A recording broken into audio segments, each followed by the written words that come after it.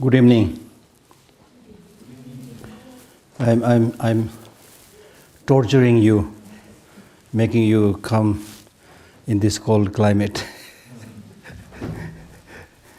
Because I think it was last year or year before, we made it a plan to have one of the Geshes to give 5 days evening talk on different topics on Buddhism, so that people living vicinity or those who are interested might get some benefit. So this happened to be my turn.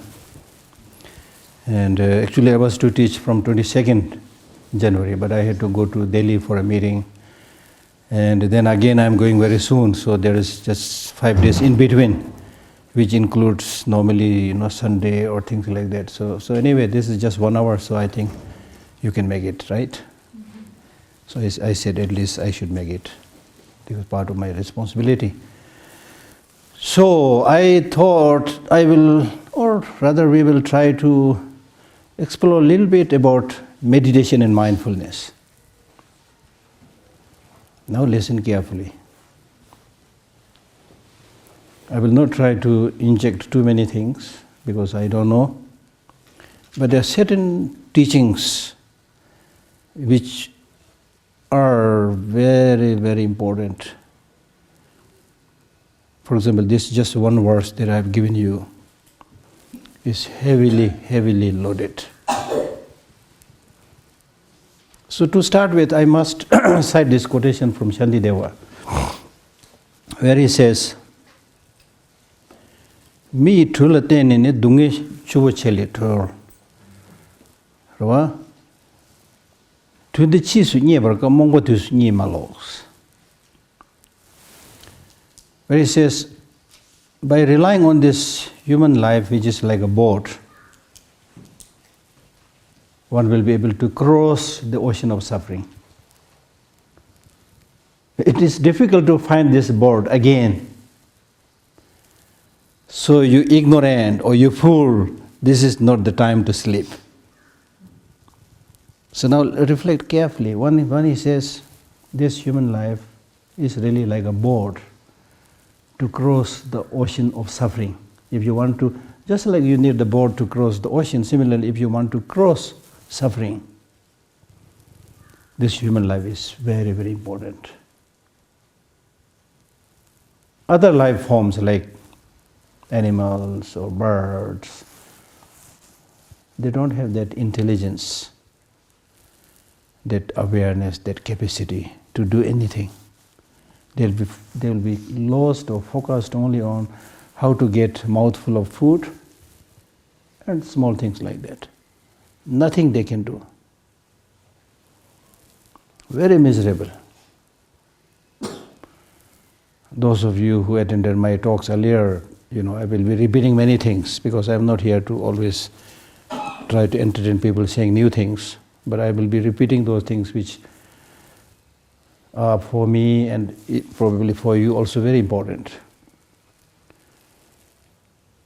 I told you this encounter or meeting with somebody who asked me to teach meditation. And I told her that meditate, now you meditate, that you are a cow, not a human being. If you do that, you will gain such a big insight. Because normally human life, we take it for granted. Yes.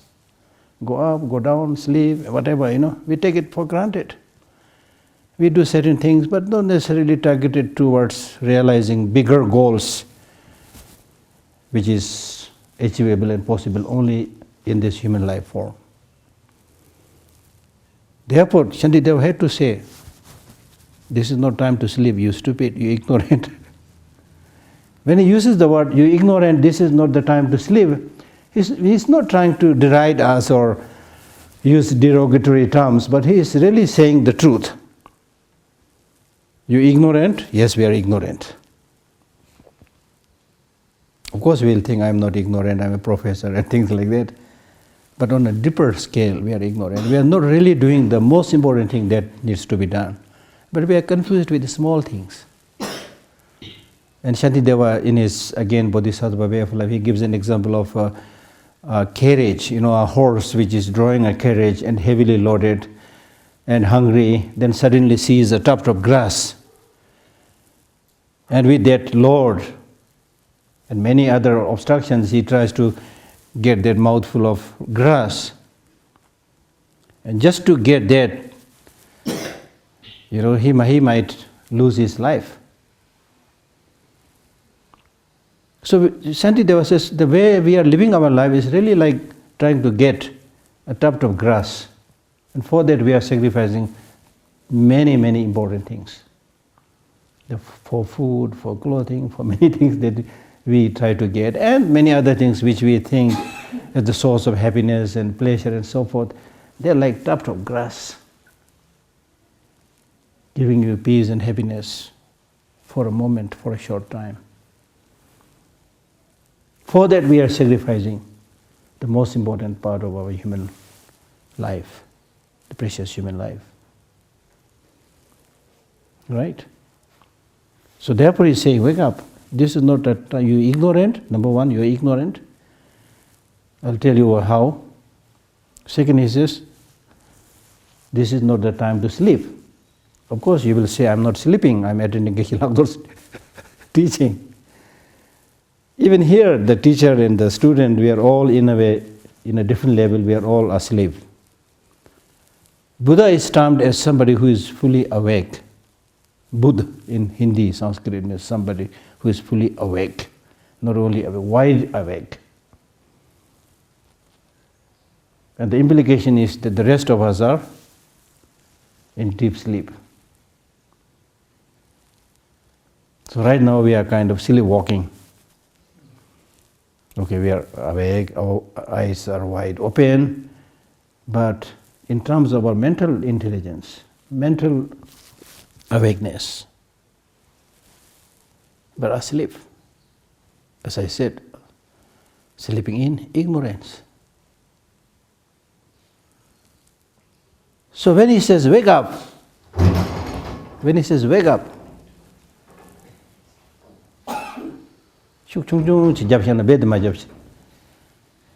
it ajar, yeah.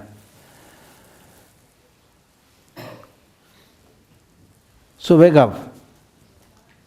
And many later scholars, they say, out of countless teachings of the Buddha, one of the most powerful teachings that the Buddha gave us, wake up. We have to make not only the individuals but the whole world wake up. Why is it necessary that you wake up? You need to wake up because if you don't wake up, if you continue to sleep in ignorance, not only you've experienced so many difficulties, problems in the past, and experiencing problems, discomfort and so on right now, you will continue to experience those deeper sorrows, sufferings, miseries. That's for sure. And this is a very important point because we have to acknowledge the fact that we want happiness. This is another one of my most favorite questions that I all the time. Because for attending such a talk, there is a purpose. You're not here to waste time. You're not here to see my face. There is a purpose. And to make a long story short, the purpose is happiness. And when we talk about happiness, we're not talking about happiness for a day or two, greedy as we are. We want happiness as long as possible. That's our inborn urge, inborn nature. It's not something that you learned from your parents or Buddhism or from your teachers. You are born like that, wanting that most durable happiness and not wanting suffering. And that is in fact good news, because the fact that you are born with this urge to have happiness indicates that if you make the attempt, it is possible. It is possible. to achieve that long-lasting peace and happiness. Whatever name you want to give it, that is not important. You call it Buddhahood, omniscience, whatever you want to call it. That's not that important. What is important is there is a possibility. So when we say things like that, we are basically saying much of the sufferings, problems, irritations that we are encountering in our life are actually unnecessary problem. Unnecessary problem in the sense, because if you have that awakening, if you have that wisdom, if you have that insight, then you don't have to suffer. But because you are ignorant, you are sleeping in ignorance, because you don't have the insight, because you don't have the knowledge of the reality, the way things are, therefore you are suffering. Much of the suffering. I have earlier recounted this quotation from a gentleman who is not a Buddhist but a businessman, Robin Sharma. He's a very famous writer, CEO. And in one of his writings he says, if we say like you have like around say 100% suffering, then if you make a very detailed calculation, then you will find out of that so-called 100% suffering, around 70 are not suffering even. In reality, they are not even suffering. But to you, that is suffering because of your wrong perspective, because of your ignorance, because of your way of thinking, because of your mental outlook. You tend to take it as suffering and you are suffering. You see? So 70% I'm saying, something like that, big percentage. So here if you change your perspective a little bit,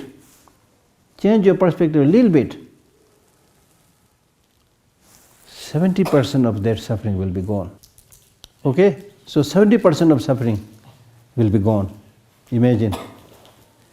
There lives 30%. Now out of the remaining 30% of the suffering, another 15-20% of that suffering is suffering, but changeable suffering. But changeable suffering. That means instead of sitting and complaining, if you get up, go and try to do things to solve that problem, you can solve those problems. They are changeable sufferings. So that makes you remove 20%, 15 or 20% of suffering. So that leaves another 15 or 10% of suffering. Only imagine. Now with the remaining 15 or 10% of suffering, the remaining 10-15% of suffering, let us say, is stubborn suffering, unchangeable suffering. Now what to do with it? He says you should say, go hell with you, I don't care. Meaning that instead of focusing and feeling miserable on that 10-15% suffering which you cannot do anything, instead of wasting time on those sufferings, you do something else.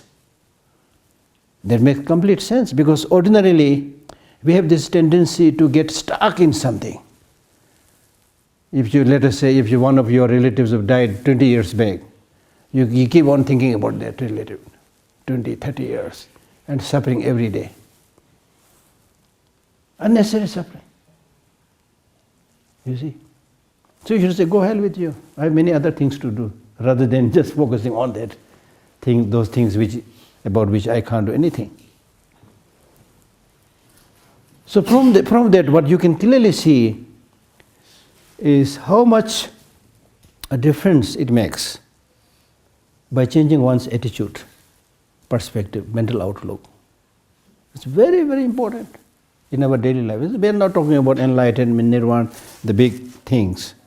But in your day-to-day life, we can almost say right from today, if you change your way of thinking and perspective a little bit, you will be much happier. And thereby gradually healthier physically and mentally. So choice is yours. Life is choice.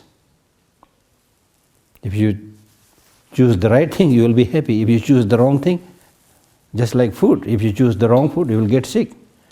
If you choose the right food, it will give you health. Exactly like that. Life is choice. So therefore, when we talk about awakening or waking up, we are also saying that you should wake up to the reality from where happiness has come, from where sufferings come, from where peace come. So when we analyze in this way, then we will find, and this is very important again, like ordinary people's tendency, and especially in today's world, is people tend to think that the real source of my happiness and peace is outside of me. If I have certain amount of money, I'll be okay, I'll be happy. If I am able to move to a new building or new house, that will give me the long-lasting peace and happiness. If I'm able to buy that latest brand, car or something, I'll be happy. If I'm able to marry this person, that woman, and so forth, I will be happy. So that's the tendency, that happiness, whether you say it or not, that's your mental tendency. It will come from outside, from my relatives, from my friends, from wealth, from name, from money. And for that purpose, people run day and night. Run day and night. Especially if you take this example in today's world. I mean, people are running day and night. Bigger cities, people don't hardly sleep. Your 2 feet is not enough. You go by bus, by car, that's also slow. Go by train, that's also not good enough. Flying also, right now, that some of the flights are not very quick. So people are thinking about like quicker Concorde. They tried with the Concorde, which was 2 times faster than ordinary flight, but it was not successful. It had an accident and things like that. So running for what?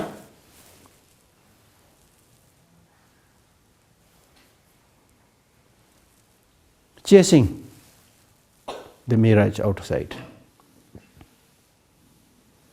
Thinking that from there, if I have this, if I have this, have this. So the desire is limitless. Just as your desire is limitless, endless, realizing that the business people are also producing floods of commodities in this name, that name, because they know your weakness. They know you are weak. They can sell their product. The same mobile, they make it a little bit, what you call as apps or whatever, They put slightly different, iPhone number 1, 2, 3, 4, 5, 6, 7, 8, 9, 10. They change the shape, the size, and a little bit things like that. And stupid as we are, now I have to upgrade this, I have to buy this. Upgrade. You are very good in upgrading the external equipments. And in yourself as a person, when was the last time you upgraded yourself? Hardly any upgrading, unfortunately. So that's the problem. So what I'm really trying to say is, now we need to wake up and see the reality. I'm not saying that you are not going to get anything from outside, from your relatives, friends. I'm not that pessimistic. What I'm saying is, since we made the slogan that I want the most durable, long-lasting happiness, isn't it? Whether you're Buddhist or not, that's not the question. The question is, we all have this inborn wish to have the most durable, long-lasting peace and happiness. You said it, and we all said it. If that is the case, then you need to sit down and think carefully, from where are you going to get that long-lasting peace and happiness? That's my question. From friends? From relatives? From money?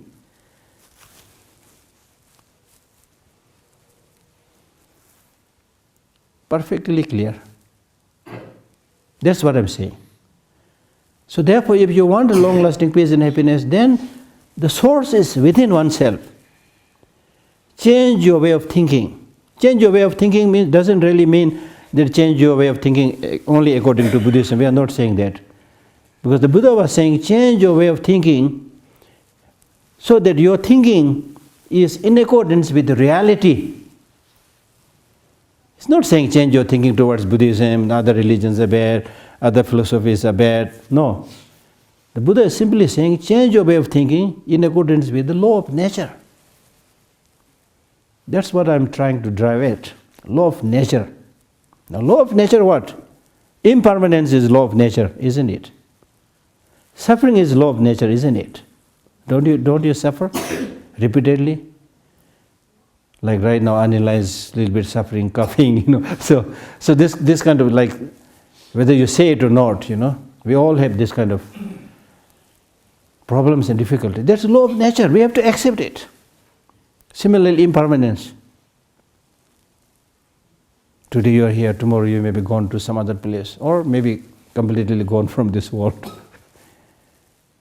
But do we think about these things? No, I am going to live.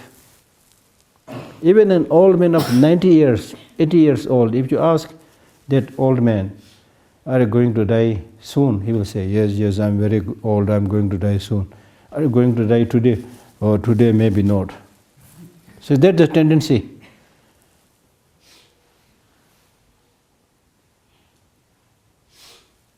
So that's not in accordance with the reality. We are not saying that you develop a pessimistic attitude, that you are going to die, you are going to suffer. We are not just saying that. What we are saying is, accept the reality. Then you will get a lot of benefits, which we will talk later on. Okay?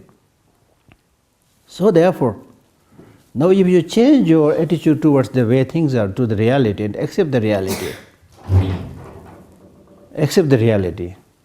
then you will not be tossed around by all kinds of ups and downs of life and things like that. For example, if you are somebody who has a clear insight about impermanence, about change, about death, so when you encounter this, you will not be shocked. Not only that, you will be preparing for all those much in advance and living your life in such a way that you don't have to repent. Now, ordinarily, the way we act in our life is as if we are not going to die. I am not going to die. He is not going to die. This Rinpoche is not going to die. So, in that way, you are thinking that he is my permanent enemy. See? But if you are somebody who has this understanding that Rinpoche is also impermanent, I am also impermanent, he may be gone tomorrow, I may be gone tomorrow, you see, then you can see this fragility. You can see this vulnerability. Then you develop more fellow feelings, sense of responsibility, concern, love, affection, and so forth. And I normally give the example of, let us say, a very, very old man or woman, say 90 years old. Lying in the deathbed, suffering from very difficult illness, sickness. If you see that, then what kind of thinking will come in your mind? Will you think about bullying that old woman who is on the deathbed and going to die today or tomorrow? Will you think about bullying that woman? Or cheating that woman? Will you? Because you know the reality. Will you think about marrying that old woman, 90 years old and very sick? Will you think about marrying that old woman? No, because you know the reality. So normally we have this obsession with so many things, attachment, anger, jealousy, because we don't know the reality. And the reality is what? Reality is that you are also fragile, you are also vulnerable, you are also sick, you are also suffering. Therefore, Shantideva, in his famous text, Bodhisattva Way of Life, he says, how come an impermanent person develops obsession with another impermanent person? So therefore, to make a long story short, what I'm saying is, you need to ask this question to yourself constantly, do I want a long-lasting happiness and peace or not? Recite this mantra. Of course, the answer will be, you'll say, yes, I want. There will be no, unless you are mentally disordered, you will say, yes, I want. Because as I said, this is your inborn urge, inborn quality. So if that is your inborn urge to have that long-lasting peace and happiness, then you need to think from where it will come, as I said earlier. And through that kind of search, you will, at the end of the day, you will find that it has to come from myself, from within. Not from brothers, not from sisters, not from iPad, not from a car, whatever you see. I'm not saying these are irrelevant, you don't have to look after your friends, relatives, go to the mountain. No, when your mind is not prepared, even if you go to the forest mountain, it will not do no good. And last time I told you the story of somebody who was so fascinated with the life of Milarepa, who had renounced everything. So he also wanted to act like Milarepa, so he threw away all his belongings, he gave it to people and threw away all his belongings. And just after a couple of days, he started suffering because he was not mentally prepared. Then he said, oh, it's Milarepa who made me a beggar overnight. So there's no need to do that, throw away things. I'm not talking about that. What I'm talking is equipping your mind, preparing your mind in such a way that you are able to see the reality, the source of the long-lasting peace and happiness. That has to come from within. For example, I'll give you a very concrete example of yesterday's weather. It was cold and very windy, miserable kind of weather. Now at such a situation, how are you going to get your happiness, maintain your stability, calmness? There are two ways of doing it. One, start cursing the weather. This horrible weather of Dharamsala, what's happening, I want to go out and not able to go, Yesterday I also wanted to go out and to buy some vegetables, but I couldn't go. Okay, that's the reality, but what is the use of cursing that weather? If you get angry and curse the weather will continue. You will not pay any attention to your complaints. The weather will continue as it is. But you will also continue to suffer because of your wrong attitude. It's not so much about the weather. But contrarily, if you think, okay, it's good that now we're getting more snow, so in the summer we'll get more water, and this weather like this is not going to continue for continuously. Very soon the warm weather will come, so I might get a chance to see snowfall here, You think about the good things. The same situation, you will be happier. Same situation. So life is like that. As I said, life is choices. So it's up to you what you want to choose. Choose something that will make your life a hell, or choose something that will make your life a heaven. As one of the Tibetan teachers, he says, there is nobody who will catch hold of your hand and throw you into heaven. Can you give me an example of somebody who will do that for you? Even Buddha cannot do that. He himself clearly said that I have shown you the path to liberation. Liberation is up to you. He said he cannot do it. Similarly, the worst of human beings, your sworn enemy, will not be able to catch hold of your leg and throw you into hell. Therefore, your happiness, your suffering is in your hand. Do not cheat yourself. See? As I said, much of the suffering we are experiencing is unnecessary suffering. Much of the suffering we are experiencing is because we have cheated ourselves not doing the right thing and continuously doing the wrong thing, going after that tuft of grass, as I've told you. So we are suffering. So now change your attitude. That's why we are talking about mindfulness and meditation. Now changing attitude is extremely important because that is the source of long-lasting peace and happiness. But there is no quick fix.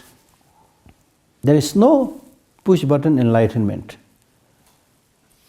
to get long-lasting peace and happiness. It has to be gradual. Just like the growth of a tree. You cannot help the tree grow quicker by pulling its branches and things like that. You have to give it its own time. So similarly, for changing the mind also, number one, you need to hear from teachers. Then you need to yourself think about the truth of their teaching, or what the Lama or teacher has said. Then thirdly, meditation. Meditation primarily means making your own effort to bring about their transformation. If you simply hear, it's good. It's of some benefit, better than nothing, of course. And then if you reflect and think a little more, it will bring some better effect. But still, there will be no drastic transformation. Just like, for example, just by receiving Kala Chakra initiation, even from His Holiness, who is such an astounding master, they will not solve your problem. You have to do the work. You need to be a little bit revolutionary, a little bit bold. Revolutionary in the sense, because when you talk about getting that long-lasting peace and happiness, you need to live your life in such a way, you need to contemplate, think, meditate, and practice, and live your life in such a way, so that there is a real transformation. If you go exactly like the way everybody is going, there will be no change.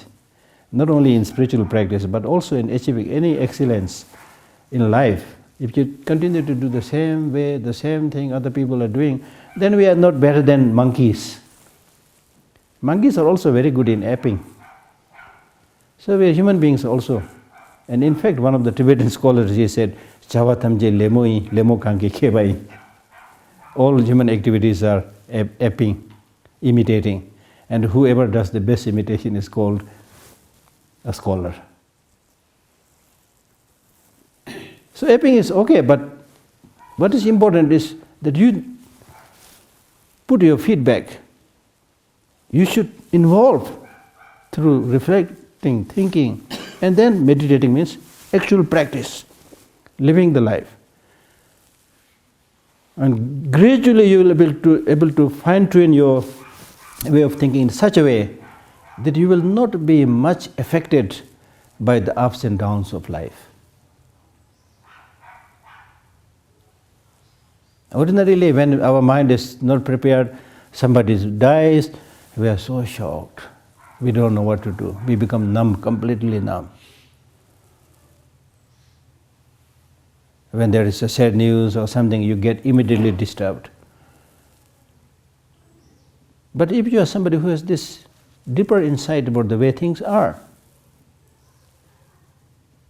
if you wake up into these realities, then changing situations and events. And that's exactly what His Holiness said recently with the choosing of the American President Donald Trump. Many people are disturbed, His Holiness, what is your advice, to deal with such a situation? He said, first of all, America is a democratic country, one person may not be able to do much. And secondly, whatever be the situation, you should live your life in such a way that your calmness and peace is never disturbed by changing situations and events. That is possible. That's possible.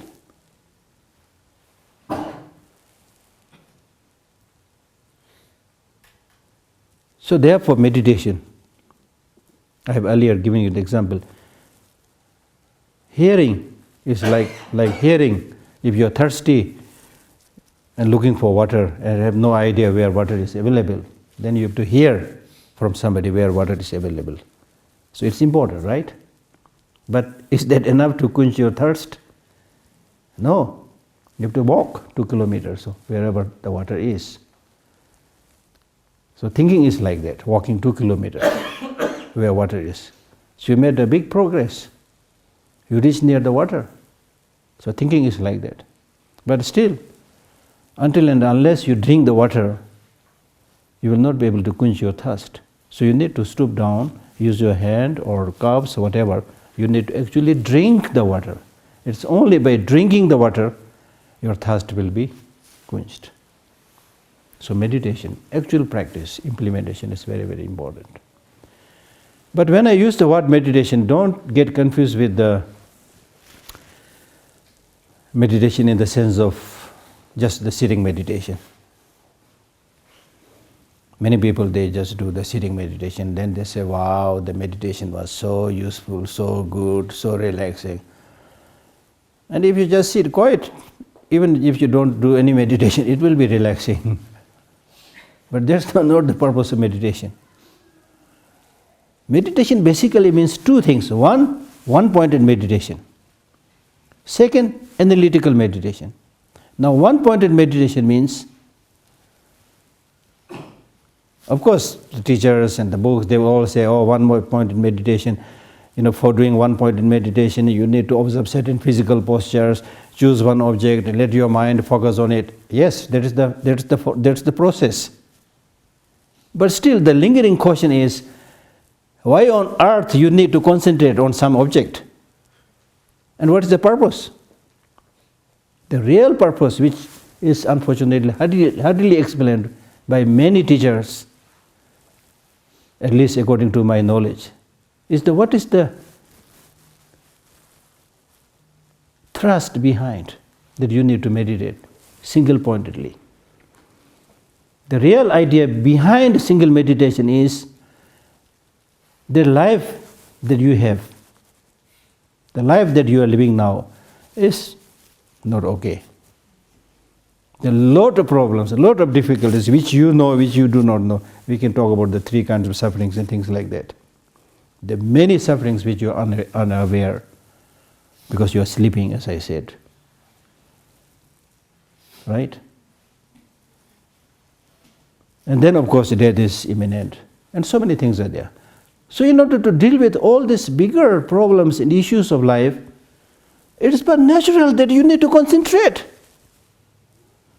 Even in ordinary mundane life, if for a long time you are jobless and suddenly you see an advertisement where there's a job opportunity, immediately you will concentrate and try to fill the form or, make the needed telephone calls, whatever. You will immediately, because it's very important for you. You have been jobless for a long time. Now you are running out of money, you see. So if you see the in-depth sufferings and problems, vulnerability, the fragility of human life, if you have a proper insight about this, that will naturally make you concentrate. Oh, I should not be sitting like this. For example, when you physically get, right now, we are actually, from a bigger perspective, we are sick. But that is not so delectable to you. That's not so comfortable to you to say that. But according to Buddhist teaching, we are basically sick. Okay, but still we don't know that level of sickness, so we go to another level of sickness. Until we get that second level of sickness, we say, I'm fine. Are you okay? Yes. How are you today? Very good. Thank you. But not very good, actually. Okay? So, when you actually physically get a very strong illness, let us say cancer, or another terminal illnesses, sicknesses, or some acute pain, will you concentrate to go to the doctor or hospital, or will say, okay, no problem, it will go away? Some stupid people still say, if it is not very excruciating, very painful, they still should go away, Then they sometimes they die. But generally speaking, when you get that very acute pain, you will immediately concentrate to take medicine, to go to the doctor, because now you know the pain. Now ordinarily, because we don't know those deeper levels of suffering, deeper levels of problems, so we don't concentrate. If this building suddenly catches fire, we'll all immediately, without my having to say anything to you, we'll all concentrate to save our life. Jump from the window or rush through the door, whatever, we'll do that. Because you are able to clearly see the imminent risk, the danger. No one will stay here saying, Geshe La, yeah, it's fire, but Geshe La, continue, please. Continue your teaching, it's okay. No one will say that. They'll immediately go. Because you are able to see that. So therefore, concentration means there is a bigger problem. And that concentration will not be there unless you are able to precisely see that bigger problem. That's why we are all not good meditators. That's why we are all feel-good practitioners. Feel-good. The practices that we normally do, I call it feel-good practice, feel-good Buddhist teaching. You feel comfortable. Yeah, it was good talk. It was good teaching. It makes you feel good a little bit, temporarily. Now we are not talking about sense gratification. Today's world is running after sense gratification. There's another very important topic. What we are talking about is getting long-lasting peace and happiness. That has to come deep down from within one's mind, not through sensual gratification. What the market today offering is sensual objects, shiny gadgets. And we just spend our money, spend our life, spend our time fiddling with all these 100,000 different types of gadgets. Imagine, so distracted, completely lost with meaningless things. We are actually like a child, really innocent child. And these so-called gadgets are our toy. You will be shocked to see how much time we waste in many cases. Sometimes yes, it's necessary, but generally speaking, really. So Shantideva was saying, wake up. This is not, you fool, this is no time to sleep. You ignorant. Now ignorant means not knowing the reality. So first of all, in order to know the reality, you need to wake up. Wake up. So therefore you need to use your not only one-pointed meditation, but also analytical meditation. Analyze. And be mindful of each and everything that you experience. Mindful. Of course, you will try to counter this talk on mindfulness by saying, why we need to learn about mindfulness? I'm always mindful, I know when to take my breakfast, when to take my lunch, when to take my dinner. I'm mindful. I'm not like sleepwalking. You might counter this teaching by saying, but the Buddhist teaching is saying, yes, I do know that you take your breakfast, you take your lunch, you do relate to different people. You look like you're awake and mindful.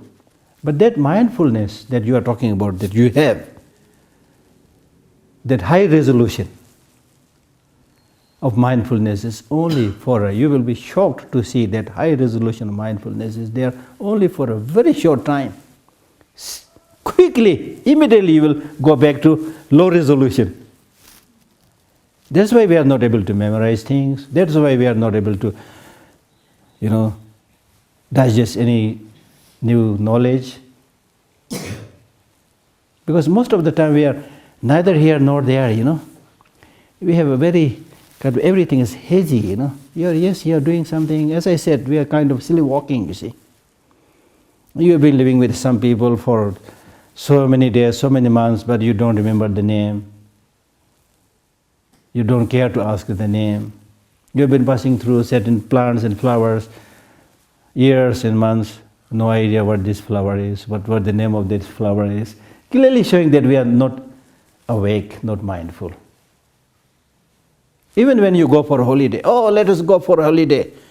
You pack your things and go for 1 week holiday. And once you reach that spot where you are supposed to have the holiday, you are not able to enjoy that holiday. You are thinking about something else. You are not mindful of what is actually happening there. So that's why we are not able to forget about achieving higher things, but we are not able to enjoy the things that is at our disposal in our day-to-day life. Even when you take a cup of coffee or a cup of tea, yes, it's going in your mouth, but you are really not tasting it. You are again thinking about something else, or fiddling with the mobile, something. Distracted. That's why our digestion is poor. You see? So mindfulness is, we'll talk about a little bit more complicated things later on, but just for today, I'm trying to give you a hint about the importance of mindfulness and meditation. So meditation basically means getting habituated.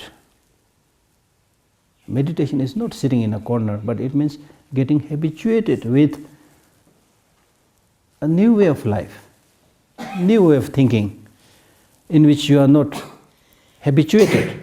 Like for example, fighting. We are habituated, no problem. You don't have to do any meditation on that. Your anger will immediately flare up.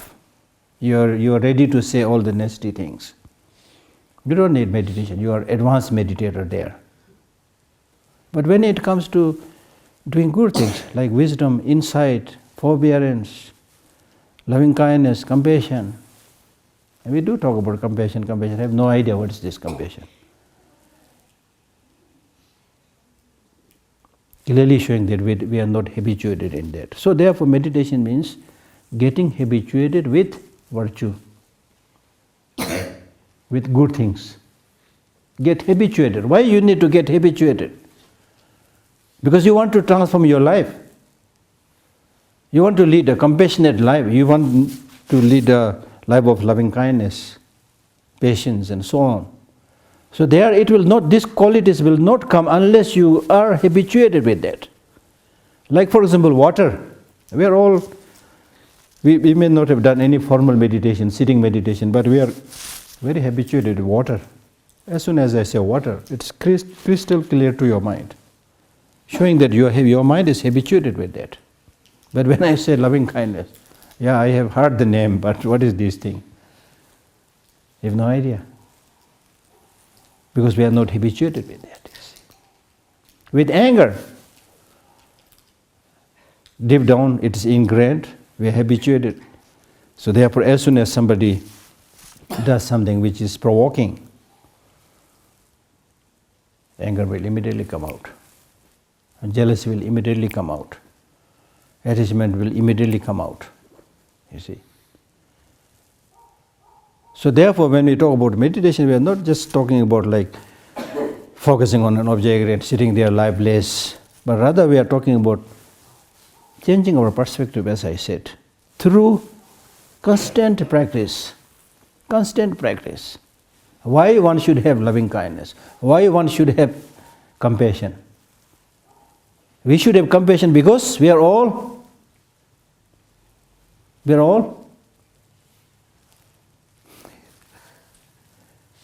suffering, we are all having problems. If a group of people, traveling in a boat, and suddenly if there is a big flood,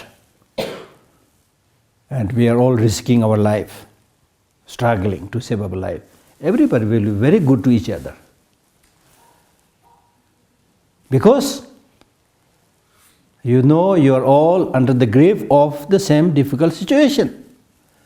And under such difficult situation, the only way to help each other is to console each other, to be nice to each other.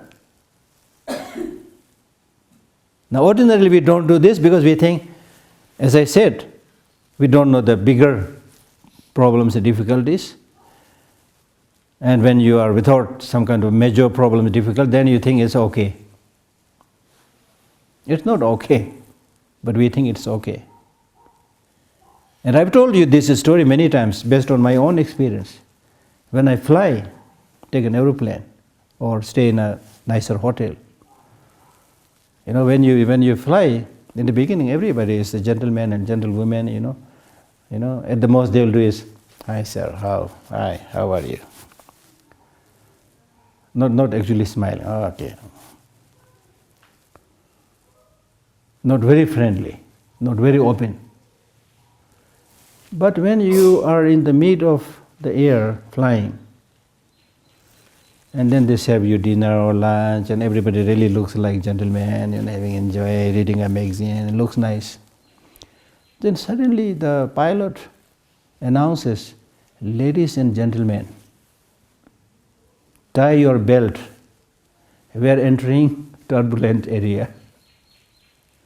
And then suddenly you enter the turbulent area, when the plane starts shaking, everybody mellows down.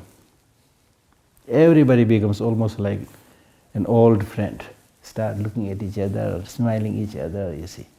There's the thing, there's the reality. Pretension will not work in times of tragedy and difficulty. So that's why this Buddhist teachings are saying, don't pretend. Right in the beginning, you accept the vulnerabilities, you accept the realities. And if you accept the reality, there will be total transformation of your life. As I said, if you see the vulnerability and fragility of everybody, then in your daily life you are able to, there's hardly any need for introducing each other. You will see, okay, this person looks nice, nicely wearing nice clothes, nicely decorated, but I know he is going to get sick, going to die, all those things. Naturally you will develop some concern, some kind of compassion. You may not be perfect because we are all kind of either beginners or not very strongly habituated in these practices, but your mental outlook will change. And it is through this way that you will make your life happy. You will be able to make other people's life happy. Now contrarily, if you hold on to this, the wrong notion of the self, then I am going to live forever. The interesting thing is, if I ask you this question, are you going to live forever? They'll say, no, I am going to die. But that's not how you think in your regular life without asking the question. You take it for granted that I'm going to live a long life. I need this, I need that, because for this, for that. You see. So there is this grasping of permanence of one's body, one's feeling, one's mind, and oneself, the soul, whatever you want to call it. So that's the problem. That if you release this grasp onto oneself, it's not saying that there is no self, there is no I. There is an I, there is no self, but not as you thought. If you remove this false notion of the self, and His Holiness once mentioned, I was watching one of his talks on the television, he said, as and when you release this grasping of the self, you will feel you will feel that you now got complete freedom, as if you are freed from a prison. Right now we are imprisoning ourselves because of this false notion of the self, false understanding, the wrong understanding of the way things are. So therefore you always, focus upon yourself. I need to do this, I need to defend this, why people are saying things like to me, what's wrong with me, Completely obsessed with yourself. And this obsession with oneself is said to be the source of all kind of diseases. Believe me, now it is scientifically, the good thing is, scientifically it is now proved with data.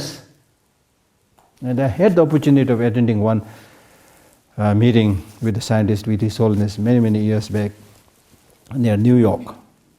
And exactly as is explained in the Buddhist text, that one of these scientists, he made a presentation where he says, those people who make lot of self-references, I, me and mine, which we do all the time, I, me and mine, I, me and mine. Those people who make lot of self-references, they are prone to all kind of diseases, including heart attack. Because your focus becomes very narrow. I, me and mine, how big is the focus? No, it's very small. You are developing a tunnel vision. So within that small tunnel vision, even if there is a small problem, you tend to glorify it. You tend to see it as unsurmountable. Oh, I'm having this problem. As if the whole world is suffering. Or within the whole world, you are the only miserable fellow suffering here. Nobody taking care of you. You suffer. But if you open up, yes, I have certain problems, certain difficulty, but it's not just me. There are 100,000 people like that. There are many, much more unfortunate than myself. When you think in that way, immediately there is some kind of relief because you are opening up. So that kind of opening up is possible when you see the reality, how everything is interconnected, interrelated. How everything arises by depending on not just one cause and condition, but multiplicity of causes and conditions. Right? So therefore I give you this verse. I did this translation yesterday, I don't know. Because I consulted 2 other texts, I was not satisfied with those translations. So I did a quick translation. The English may not be perfect, but I hope you will be able to understand it. This is from Nagarjuna's letter to the friend.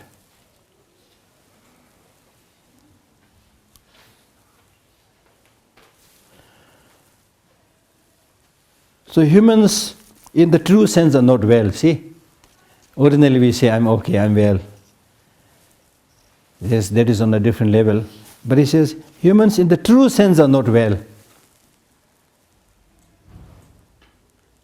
So these are the 4 undeniable features of our human life. 1, in the true sense we are not well, and we are of course impermanent, and we are selfless and impure. That's the reality. But in our daily life, we think just the opposite way. I'm well. As we all say, I'm well. If you think you are well, you will not think about giving any treatment. So we are just like a mad person. A mad person, may be suffering much, but still he will say, ha ha ha, I'm okay, I have no problem, Because it's not that he's well, but because his mind is not working. So he thinks he's well, and he will refuse to go to, treatment and things like that. Something like that. So we are not well. And impermanent, of course you can see. But again we have to be told again and again, you are impermanent. Ordinarily we don't think we are impermanent. I'm going to live, I'm going to do this, do that, do that. Then selfless. Selfless, yes, there is a self, but there is no self which the way we think. There is a conventional nominal self, but there is no self which has independent, inherent existence. And impure. Hindi में बोलता है ना हम लोग करवा सच, bitter truth, impure. If we are pure, we are clean, we don't have to wash. How many times we have to wash? The things that is oozing out from the eye, from the nose, we can clearly see. But that is not to say that you are worthless, you are filthy. That's not what Buddhism is saying. Please don't understand. What it is saying is, yes, you are fragile, you are vulnerable, you are not pure, but if you use your human intelligence and do the right thing, you are really like the crown of the creation. To use the Bible, Then your life is precious human life.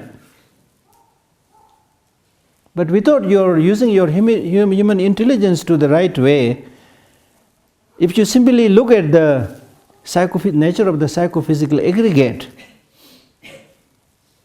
then there's not much essence there. Phungbo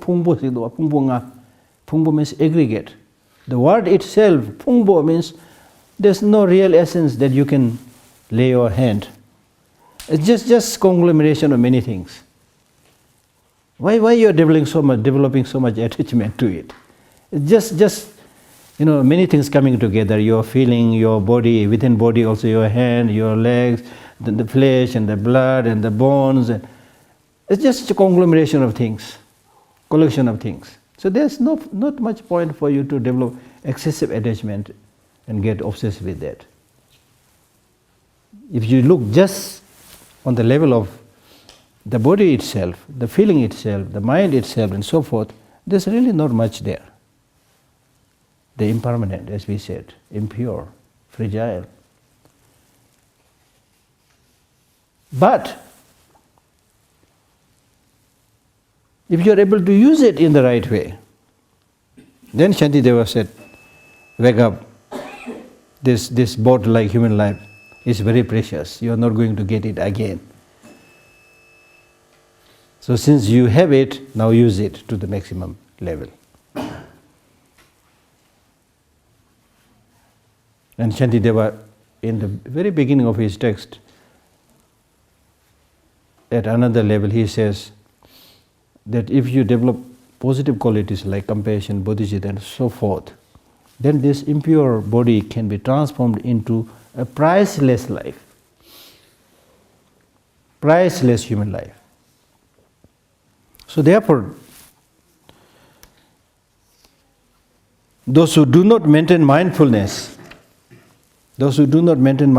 means those who do not maintain mindfulness towards the reality of human body, the reality of human feeling, the reality of human mind, the reality of the rest of the phenomena.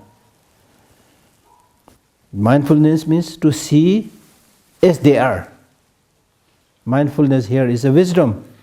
If you don't have this mindfulness, wisdom, by which you are able to see things as they are, without denying, without exaggerating. If you do not do that, then you will perceive the four.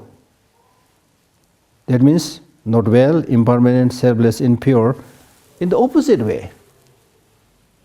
Then you will see yourself as well, perfect, no problem. Samsara, we use the word samsara, it's not a good place, but still we want to live in the samsara because we think it's okay, it's well. Okay? And then what is impermanent you will see as permanent. What is without self, you will see it as having self. What is impure, you will see it as pure. Now you're going to get a big problem if you see what is impure as pure. We'll discuss more about these things later on, okay? So time is up. If you have 1 or 2 questions, I will deal with that, then we stop. It's a short session, just 1 hour. 1 or 2 questions? Quick, if you have.